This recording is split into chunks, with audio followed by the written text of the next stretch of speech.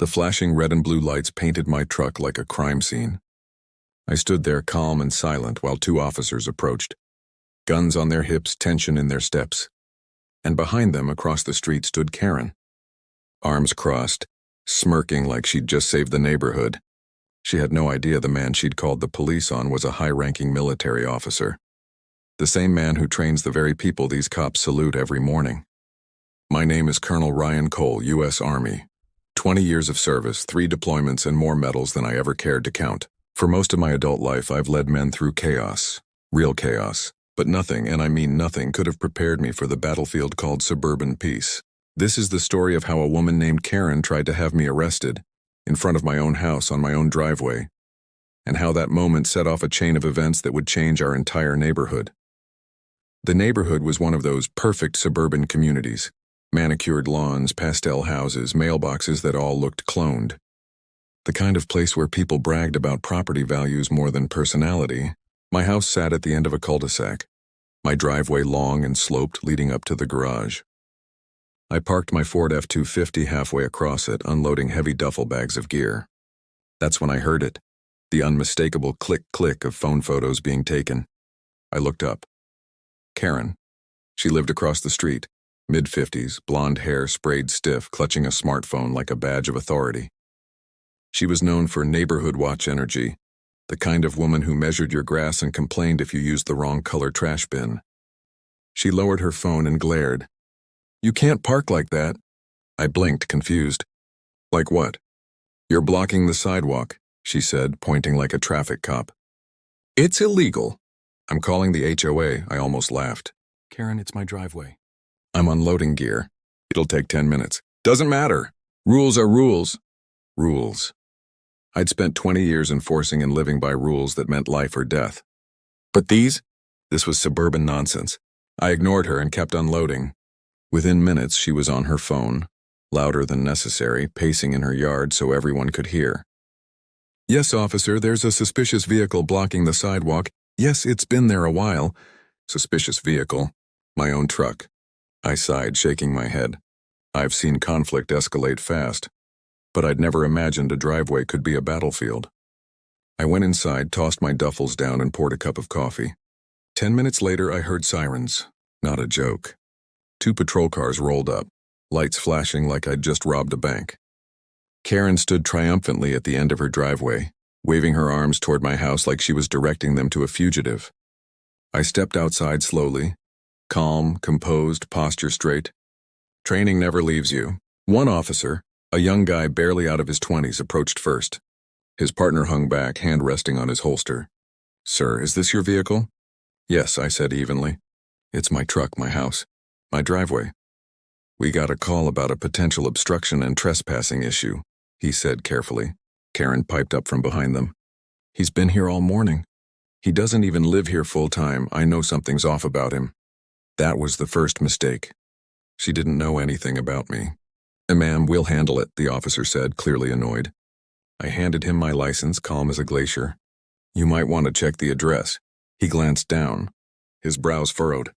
Then his eyes flicked up at me, this time studying me properly. The short-cropped hair, the military tags around my neck, the black duffel marked with unit insignia sitting by the truck. "You're active duty, sir." I nodded. "High command. Just got back from a deployment briefing at Fort Bragg." He straightened immediately.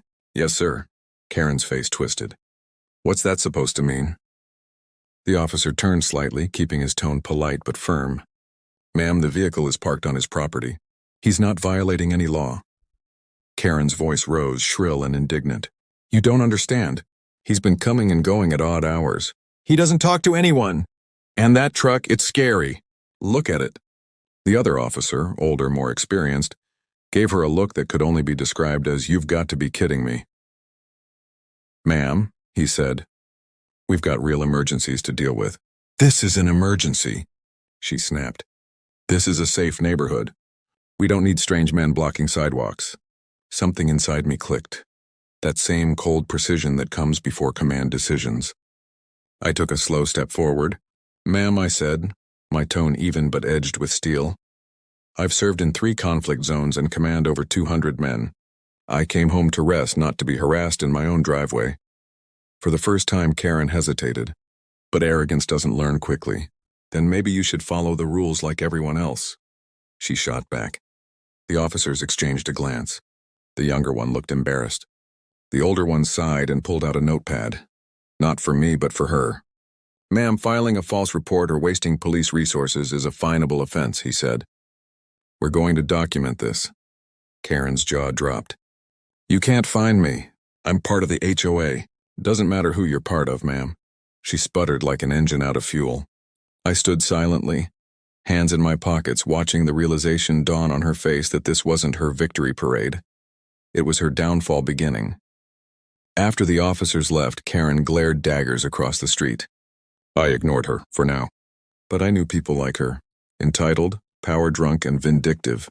She wouldn't stop with one failed call, and I was right. That was only the beginning.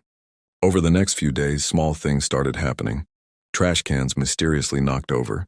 My mailbox stuffed with flyers. HOA violation letters appearing for nonsense like unapproved vehicle color. Karen wasn't done, but she didn't know who she was dealing with. Because in the military, when someone declares war on you, even a petty suburban one, you don't fight with anger. You fight with strategy, and my counterattack was already in motion. For the next few days, I went about my business like nothing happened. I kept my driveway clean, truck polished, lawn trimmed with military precision. To anyone watching, I was just another quiet homeowner, but behind the calm routine, I was collecting information. Karen's schedule, her visitors, her HOA connections, even the timing of when she left her house. Everything went into a small green notebook I kept on my desk. Not out of spite. Out of discipline. I've learned something over the years. People like Karen don't thrive on truth. They thrive on control. And the moment you expose how fragile that control is, they crumble. Karen chaired the local HOA Community Enforcement Committee, which in simpler terms meant she loved telling people what to do. She was the type who weaponized rules meant for fairness, using them to harass anyone she didn't like. I saw her marching up and down the street every morning with a clipboard, snapping pictures of people's yards. She'd send violation notices for things like a garden hose left out or a fence half an inch too tall. Neighbors whispered about her but never challenged her. Fear of fines or worse, gossip. But I wasn't a man who bowed to threats or whispers. And I had an advantage, strategy and discipline. So I went to work. Every organization, from a military division to a neighborhood HOA, has a chain of command. And every chain has weak links. One evening I logged onto the HOA's online portal. I'd been a member since I bought the house 2 years ago but never paid attention before. Now I did. The HOA bylaws, meeting notes, board rosters, all public to homeowners. Karen's name appeared often. Too often. She'd motioned to fine at least 5 different residents in the last month, all for minor or fabricated violations. But the pattern was clear.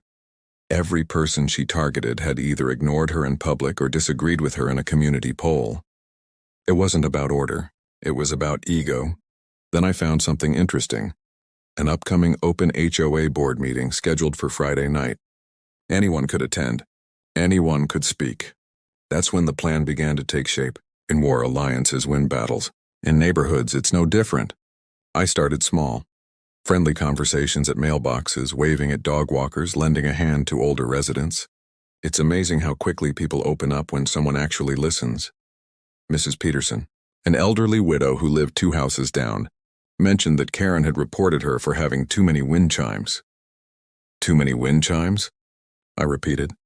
She nodded sadly, said it violated the sound ordinance. I've had those since my husband passed. I wrote her name in my notebook. Next, I spoke with a young couple, Jordan and Mia, who'd just moved in 6 months ago. Karen had fined them $200 for unapproved paint color, even though their house was painted the same beige as everyone else's. I began to see it clearly. A pattern of bullying disguised as enforcement. And if there's one thing I don't tolerate, it's abuse of power. I started documenting everything.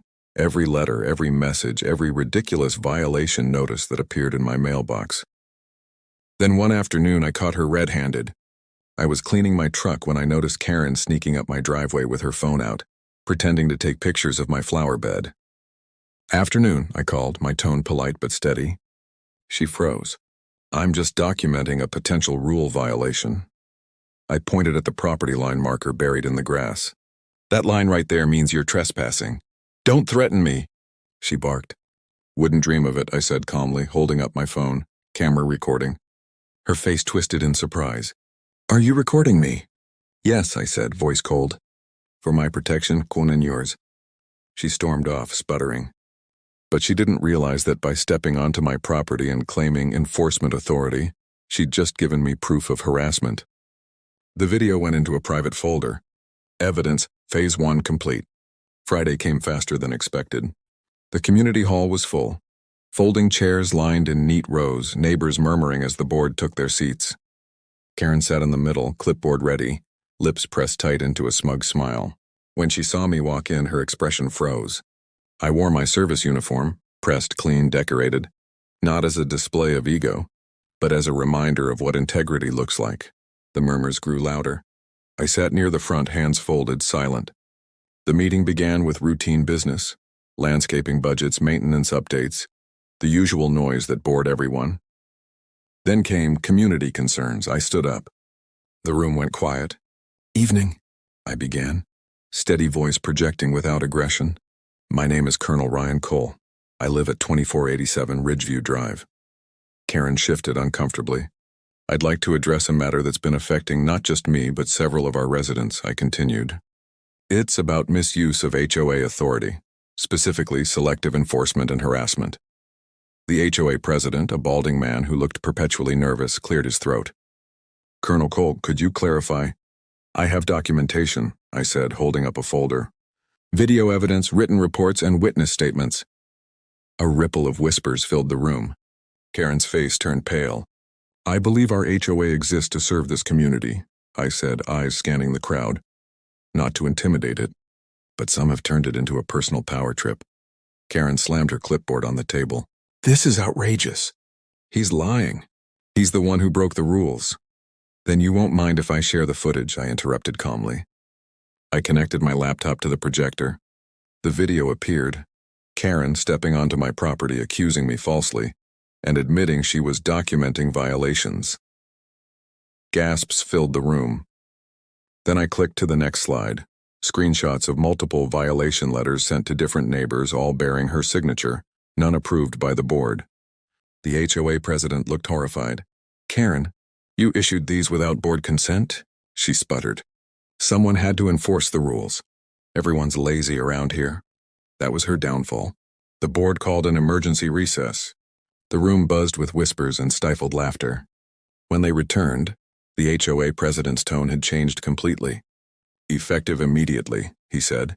Karen is suspended from all HOA committee duties pending investigation into misuse of authority. Karen stood up, face red as a flare. You can't do this to me. I met her gaze. No one's doing this to you, Karen. You did it to yourself. She stormed out of the room, slamming the door hard enough to rattle the windows. The silence that followed was peaceful. After the meeting, neighbors came up one by one. Mrs. Peterson smiled through tears. Thank you, Colonel. Nobody's ever stood up to her before. Jordan and Mia shook my hand. You just made this place livable again. I smiled politely, but deep down it wasn't about pride. It was about justice, fairness. The same thing I've fought for my entire life in every uniform I've worn. Over the next few weeks, the HOA replaced Karen with a reasonable chairperson, a retired teacher named Mr. Benson, calm and fair-minded. The petty letters stopped. The community relaxed. People smiled more. Kids played outside again. Even the air felt lighter. But I knew Karen wouldn't let it go. Bullies rarely do. She disappeared for a few weeks, quiet and out of sight. Then one morning, I noticed a for sale sign hammered into her lawn. At first I thought she'd finally given up, but later that day I saw her in the driveway with a real estate agent talking animatedly. She caught my eye, smirked, and mouthed something I couldn't quite hear. That smirk told me one thing: this wasn't over. And I was right. Because 2 weeks later, just as her house went under contract, strange things started happening again. Someone leaving anonymous complaint letters in mailboxes. Rumors spreading about me being dishonorably discharged and unstable. The war wasn't over.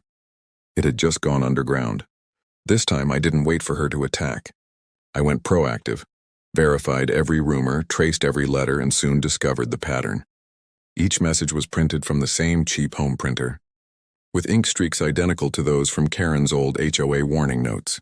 It was sloppy, emotional, predictable. Within days, I had proof that she'd been targeting me and several others even after her suspension, trying to poison her replacement's reputation. And this time, I didn't take it to the HOA. I took it to law enforcement. When the detective reviewed the evidence, he shook his head. "You've got everything we need for harassment and false reporting, Colonel." "Just doing my duty," I said quietly. A week later, Karen received a formal citation and a restraining order warning. The day the officers knocked on her door, she finally realized she'd picked a fight with the wrong man. The next morning, she was gone. A moving truck sat outside her house, boxes piled high. I watched from my porch as she climbed into her car, without so much as a glance in my direction. For a moment, I almost felt sorry for her. Almost. Then I remembered the way she made good people feel small. The way she used fear to control others. No, I didn't regret anything. This wasn't revenge. It was justice. The kind that doesn't need shouting or anger. Just truth calmly delivered. That evening, as the sun dipped behind the trees, I stood by my truck with a cup of coffee and breathed in the quiet. For the first time in months, the neighborhood felt peaceful. And I knew that peace wasn't just luck and it was earned. Because sometimes you don't need to fight fire with fire. Sometimes you fight arrogance with discipline. And discipline always wins. It was early Saturday morning when I saw the moving truck pull up in front of Karen's old house. Two men unloaded furniture while a silver SUV rolled into the driveway. A woman stepped out, mid-40s, tall, professional-looking, with sharp eyes and posture that screamed authority. She glanced around the neighborhood like she was taking command of a new post. "New neighbor," I muttered to myself, sipping coffee from my porch. Within an hour, she was already giving directions to the movers and correcting them on where to place things. Not rude, just controlling. I didn't think much of it. People like that weren't rare. But when I saw her the next day, clipboard in hand, standing on the sidewalk measuring fence heights, a familiar chill ran through me. She introduced herself that afternoon. "Hi there. I'm Melissa Crane, your new neighbor. I just bought the house across the street." Her smile was polite, but her eyes were calculating, the kind of look I'd seen on officers trying to size up a rival commander. "Colonel Ryan Cole," I said, shaking her hand. "Welcome to Ridgeview." Her smile widened. "Oh, the Colonel. I've heard about you." I raised an eyebrow. "From who?" "Let's just say the neighborhood has stories, especially about that little HOA situation." So Karen had been busy even after leaving. I smiled calmly. "You'll find most stories sound bigger than they are."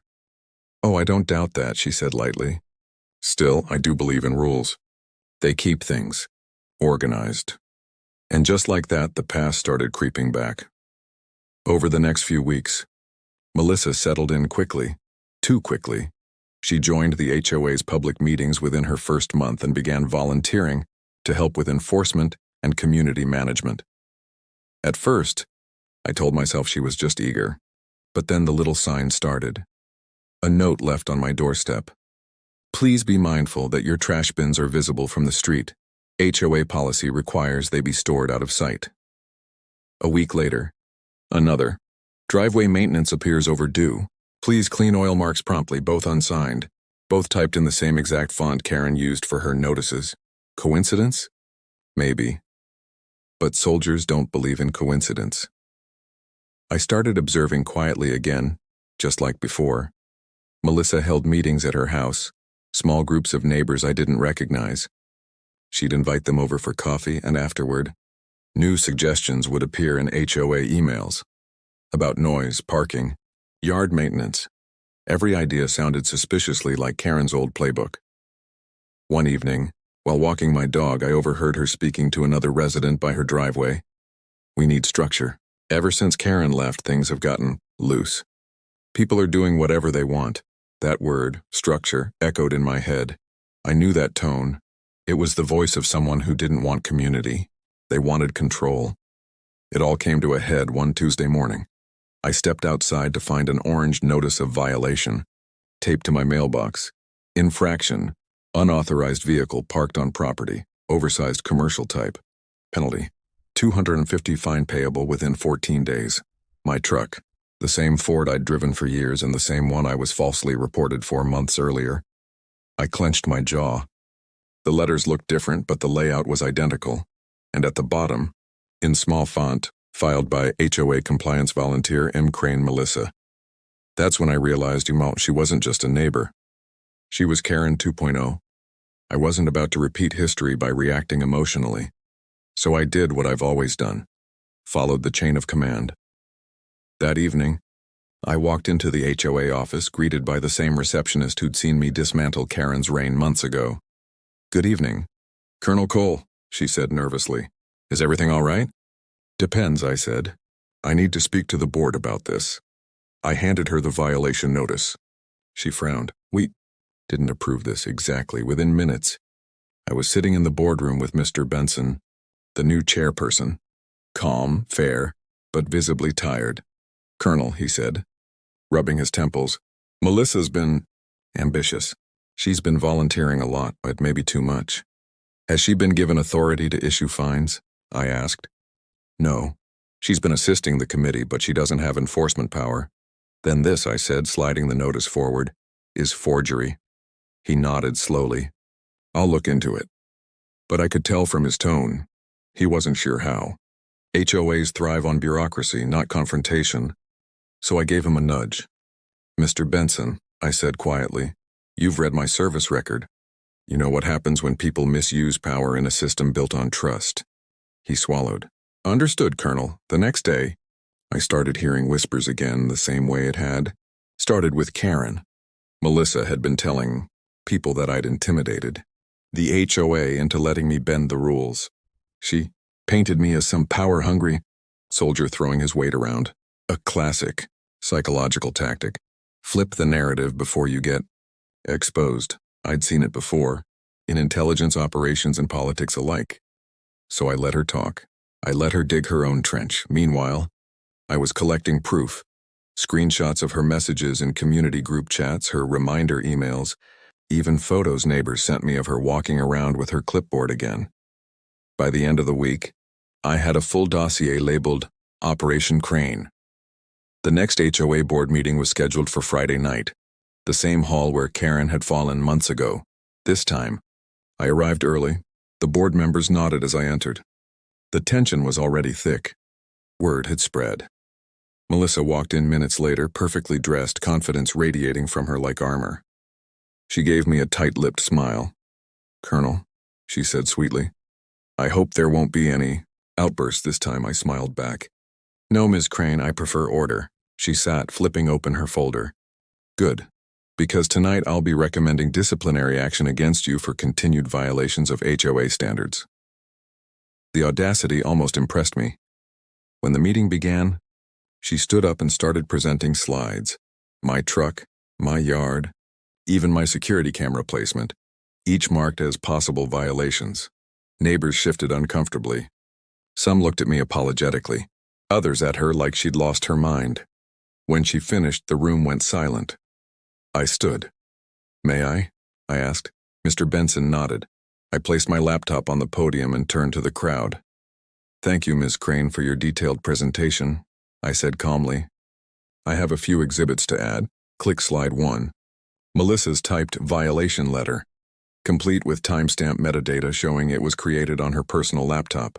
Click. Slide 2. Screenshots of her group messages accusing me of corruption, all without evidence. Click. Slide 3. A photo taken 2 nights prior by a neighbor. Melissa standing in someone's yard measuring their fence height with a ruler. "Now," I said, "you'll notice these actions mirror the behavior of a previous member, one this board already removed for abuse of authority." The air thickened. People whispered, eyes darting between me and her. "To be clear," I continued, "I have no desire for conflict. But as someone who spent his life serving under real chains of command, I know what happens when leadership tolerates unchecked power. It destroys morale, and it divides good people." Silence. Then Mr. Benson spoke softly. "Ms. Crane, did you create and distribute these notices without authorization?" Melissa's mask cracked. "I was just trying to keep standards high. Someone had to." Someone had to abuse authority again? I said, voice low but firm. She froze. The room stayed silent as Benson announced the decision. Effective immediately. Melissa Crane is barred from any HOA administrative roles and issued a written warning for harassment. She stood, shaking eyes locked on me. You think you've won, Colonel? This neighborhood will regret letting you play hero. I met her glare evenly. Heroes protect people. Bullies punish them. She grabbed her bag and stormed out, Karen's shadow reborn and defeated again. When the meeting ended, I lingered outside under the porch lights. Neighbors came up one by one, thanking me again, but this time the gratitude felt heavier. They'd seen the pattern twice now. It wasn't about one Karen or one Melissa. It was about what happens when power goes unchecked. That night, I wrote a proposal, a new HOA charter section, Code of Conduct for Community Representatives. It required every volunteer or board member to undergo transparency reviews, with residents given full access to complaint logs. When I submitted it the following week, it passed unanimously. No one wanted another Karen. Weeks passed peacefully again. The orange notices stopped. The rumors faded, and for the first time, the neighborhood truly started functioning as a community. People helping each other, kids laughing, families hosting barbecues. I watched it all quietly from my porch, coffee in hand. Sometimes leadership isn't about barking orders. It's about standing your ground when others won't. And for once, Ridgeview didn't feel like a battlefield anymore. It felt like home. Then, one morning, a single white envelope appeared in my mailbox. No address, no sender. Inside was a handwritten note. You might have won this round, Colonel, but people like me don't disappear. We regroup, no signature. But the handwriting was Karen's. I folded the note carefully, placed it in my desk drawer, and locked it. Because some wars never truly end. They just go quiet. And if they ever return, I'll be ready. Peace never lasts. Not in the civilian world, not on a battlefield. And definitely not in a neighborhood that once tasted power. For almost 6 months, Ridgeview had been quiet. No false citations. No HOA harassment. No new compliance officers. Just normal life. Kids playing in the street, lawns green and clean. Neighbors waving instead of whispering. But deep down, I knew it was only the calm before the storm. And that storm carried a name I thought I'd erased for good. Karen. It started one gray morning. I opened my mailbox expecting bills and flyer, and found a crisp, official-looking letter marked, from, Ridgeview Legal Advisory subject, pending civil action. Defamation and damages. Inside was a printed claim form. Filed by Karen D. Whitmore. My stomach dropped for a second, not from fear but disbelief. After everything, she was back. And she was suing me. The claim accused me of defamation of character, harassment, and intimidation. Wrongful interference with community governance. It even stated that I used military authority to influence HOA decision-making. She was demanding $250,000 in damages. The absurdity almost made me laugh, but it wasn't funny. Because while Karen's claims were false, she was clever. She'd framed herself as a victim of military abuse and public humiliation. And in a civilian court, that kind of story spreads like wildfire. I didn't waste time. I called my attorney, an old friend from my service days now specializing in civil law. Ryan, he said after reviewing the file, this isn't just about money. She's trying to rewrite the narrative. If she wins even a small judgment, it looks like you are abusing power. I nodded. Then we don't just defend. We expose. We started preparing a counterclaim. False allegations, perjury risk, and HOA fraud. I compiled every document, every recording, every email, from the day Karen called the police to the night she was removed. And I added one new file, a note Melissa had found in Karen's old house. A letter between Karen and her old lawyer, planning to create a paper trail to accuse me of bias if she was ever challenged again. Evidence she'd planned this months before she even left. The hearing was set for a Thursday morning in county court. I arrived early, suit pressed, posture straight, not as a soldier but as a man who refused to bow to lies. Karen was already there, sitting with her lawyer. She looked different. Same sharp haircut, same self-righteous energy, but something else behind her eyes. Desperation. She smiled when she saw me. Colonel Cole, Still parking in your own driveway, I hope? I smiled back. Still calling the police when you lose control, I see. Her lawyer motioned for her to stay quiet. When the judge entered, the room went silent. Case number 2416, Whitmore versus Cole, the clerk announced. And the final battle began. Karen went first. She painted a picture of a helpless woman bullied by a man with military power. She cried at the right moments, raised her voice just enough to sound emotional, not dramatic. He humiliated me in front of my neighbors, she said. He used his rank to intimidate me. I feared for my safety every time I left my home. Her lawyer added, Your Honor, this is a case of abuse of authority. A decorated military man used to command, unable to adjust to civilian life, targeting a single mother who dared to stand up for rules. Every word dripped with manipulation. But I'd learned long ago, the louder someone shouts victim, the darker their secret usually is. When it was my turn, I didn't start with legal jargon. I stood, looked the judge directly in the eye, and spoke plainly. My name is Colonel Ryan Cole. I've served 24 years in the United States Army. I've led men into war zones, made life or death decisions, and upheld discipline where chaos reigned. I don't misuse power, Your Honor. I protect people from it. I handed the judge a binder labeled HOA Records, Ridgeview. Inside were official HOA minutes, witness statements, emails, and the final board decision that had removed Karen for misconduct. I also included copies of her fake violation letters, the same ones she'd sent to neighbors forging HOA headers. Your Honor, I said, this isn't a case of intimidation. It's a case of projection. When Ms. Whitmore lost control of the HOA, she created a narrative, one where she was the hero and I was the villain. But the facts tell a different story. The judge flipped through the documents, eyebrows narrowing. Mr. Cole, she said, this letter here. Is this from the HOA president confirming her removal? Yes, Your Honor, signed and dated. She was officially barred from office for falsifying community citations. Karen's face went pale. Her lawyer tried to recover. Colonel, isn't it true that you used your reputation to influence the HOA board? I smiled. I didn't influence anyone. I simply presented evidence. In my world, we call that reporting misconduct. And isn't it true you confronted Ms. Whitmore personally? I did. On my property after she trespassed to take photographs for her violations. The lawyer paused, searching for footing. But you raised your voice, correct? I did, I said calmly. Because when someone falsely accuses you and calls armed officers to your home, staying silent isn't strength, it's surrender. The courtroom murmured. Even the judge looked faintly impressed.